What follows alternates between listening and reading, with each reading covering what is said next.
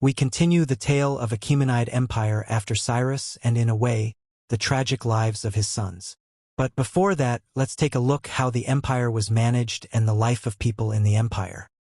The Achaemenid Empire: structure, life, art, and Persian culture. Imagine a world 2,500 years ago. A vast land stretching from the valleys of the Indus to the shores of the Mediterranean, from the deserts of Egypt to the mountains of Central Asia. This was the Achaemenid Empire, the first super-empire of history, founded by Cyrus the Great. But how did it work? How did one king control millions of people, hundreds of nations, and countless cultures, and keep it all together? The structure of the empire. At the very top sat the King of Kings, the Shahanshah. His word was law, his authority unquestioned, and he was seen as chosen by the gods. But the empire's success wasn't just about royal power. It was about building a system. The Persians divided their empire into large regions called satrapies, each ruled by a governor, or satrap. These satraps collected taxes, kept order, and protected trade. But they weren't left alone, the king always had his eyes on them. Royal inspectors, known as the king's eyes and ears, traveled the empire, checking for corruption, betrayal, or rebellion. Taxes flowed in from every corner: gold from Lydia, grain from Egypt, horses from Central Asia. But instead of crushing people with demands, the Persians tailored tribute to each region's ability.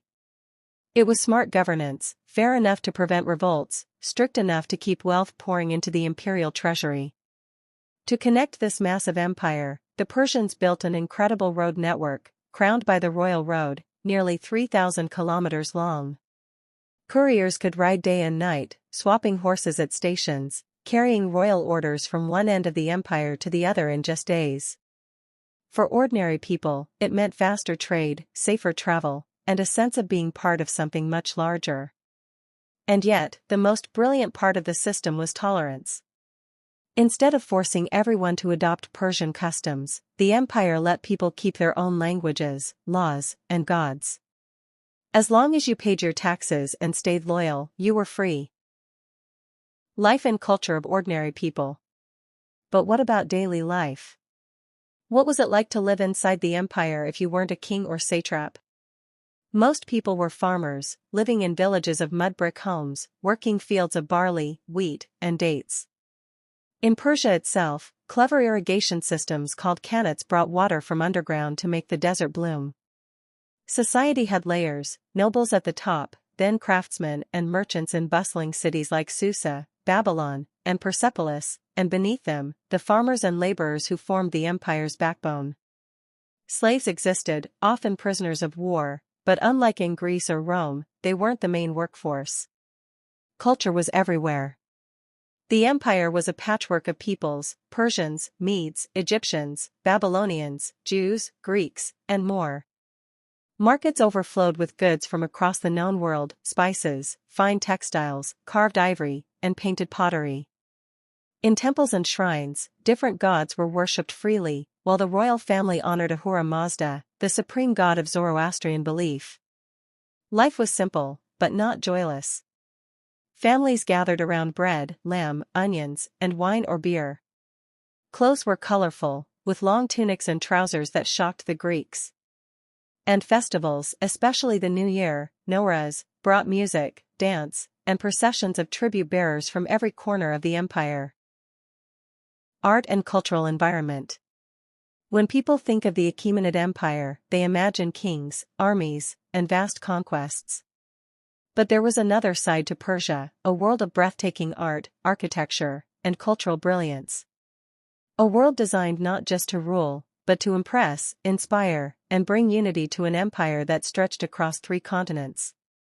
Nowhere is this clearer than at Persepolis, the ceremonial heart of the empire.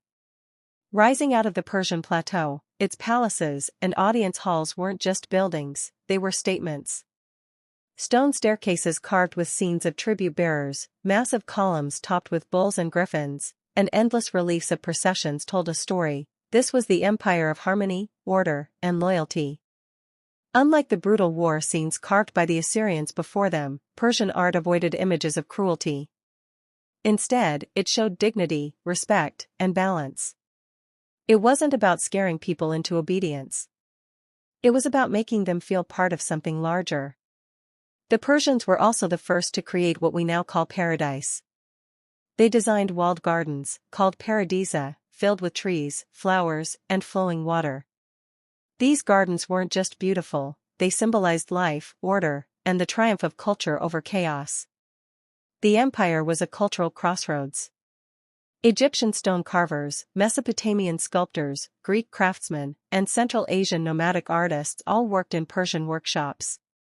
The result was a unique fusion: drinking vessels shaped like lions or eagles, textiles dyed in brilliant colors, golden jewelry crafted with incredible skill.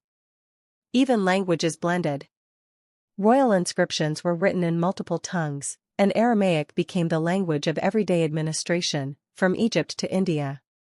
This meant that artists, merchants, and officials could communicate across vast distances, creating a truly cosmopolitan empire.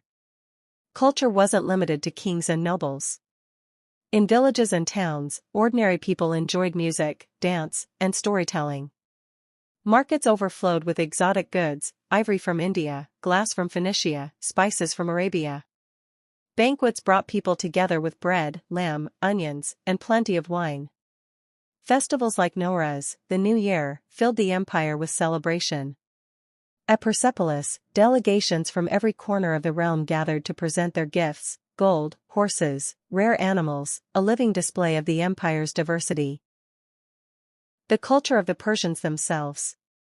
Beyond the empire's diversity, the Persians themselves had a distinctive culture that shaped everything around them. They spoke Old Persian, an Indo-Iranian language, though in administration Aramaic was widely used as a practical lingua franca. Royal inscriptions in Old Persian cuneiform proclaimed the king's glory, tying Persian identity to their imperial achievements. Religion was deeply tied to Zoroastrian tradition. The Persians worshipped Ahura Mazda, the god of truth, light, and order, and believed the world was a battlefield between truth, Asha, and lies, Druj. The King of Kings was seen not only as a ruler, but as a defender of cosmic order. Persian nobles were famous for their refined manners.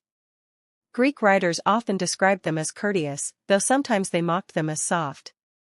At court, strict etiquette was observed. Approaching the king required deep bows or even prostration, a sign of both political and sacred respect. Clothing set Persians apart. They wore long robes, trousers, and soft leather boots, colorful garments decorated with patterns that shocked the Greeks, who preferred simplicity. Nobles often styled their beards in elegant curls, symbols of dignity and status. Food and feasting were central to Persian culture.